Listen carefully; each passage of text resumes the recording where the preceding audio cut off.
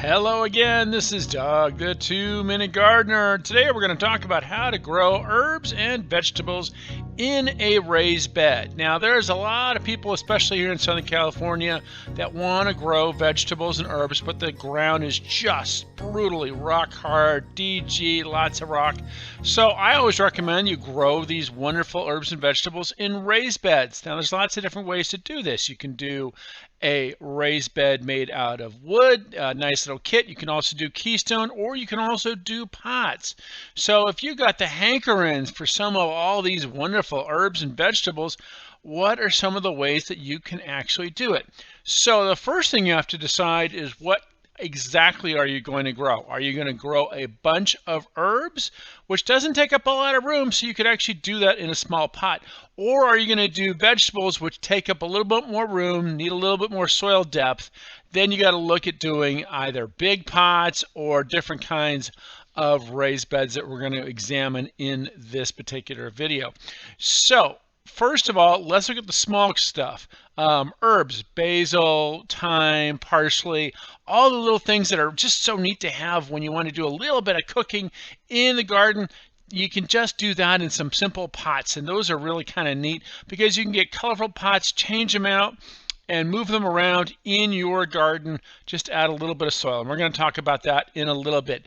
But what if you want to do some bigger stuff? Vegetables, something like the cucumbers, zucchinis, corn, tomatoes. Then you might want to think about doing a raised bed. You can do them out of keystone and integrate that into your patio. You can also do them out of big pots. Now the pots you see there are 17-inch to 20-inch diameter pots, and those are great for growing big things that are kind of sprawly.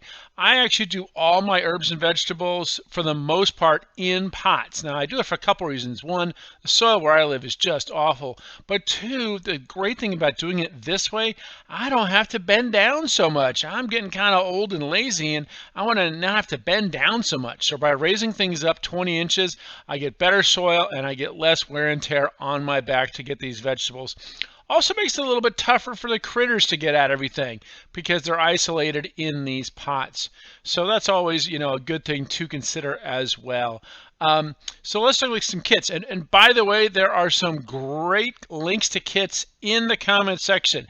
All kinds of really wonderful kits you can click on. Just go to the comment section and you'll see those links. So if you're going to do them in the wood beds, you can either custom make them or you can do those kits. The important thing about growing herbs and vegetables in pots are three things. One, irrigation. So if you're going to do pots, run the drip irrigation up through the bottom of the pot. If you're doing them in raised beds, then make sure to put a drip irrigation in there so you don't have to constantly be watering it. Two, you want to have good soil for that, like the stuff you see there. This Miracle-Gro garden soil is what I really love to use for my vegetable garden because it has some moisture control and has lots of little additives that are just vegetables really love. And three, you want to use some kind of slow release fertilizer. You can either use these Best Packs or this rose and flower fertilizer is also good for vegetable gardens. But keep in mind, to produce the food, you got to give the plants some food. Anyway, put in the soil, add the soil amendments, and then start planting.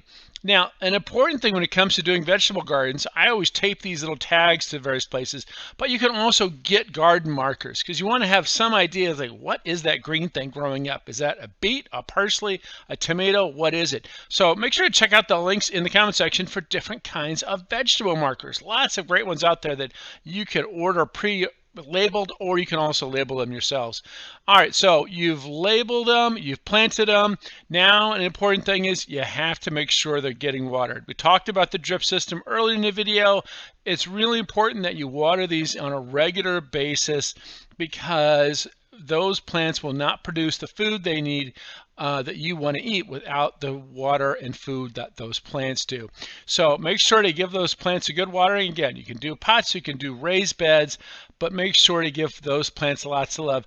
And finally, it's important that you realize most herbs and vegetables want to be in full sun. So make sure these are going in some place that is nice and sunny as well. Well, that's it. Bon appetit. I hope you have a wonderful harvest this summer and fall with all the things you're going to plant in your garden. But that's all the time we have for today, so make sure to hit that like button if you enjoyed this video and subscribe to get more of my garden videos. Until next time, this is Doug, the 2-Minute Gardener, saying thanks for watching.